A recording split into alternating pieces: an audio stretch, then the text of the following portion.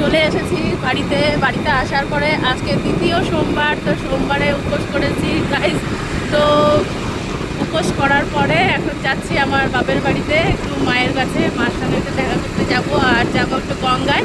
তো একটু গঙ্গা দিয়ে গঙ্গা জল আনবো, তো যার জন্য যাচ্ছি।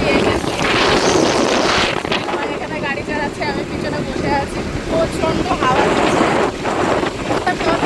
ইচ্ছা করে আর কিন্তু ইচ্ছা করে জোরে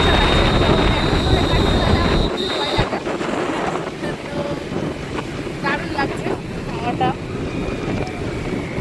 তো বন্ধুরা, তোমরা সবাই কোনো আছে, আশা করি তোমরা সবাই খুব ভালো আছো, আমিও খুব ভালো আছি।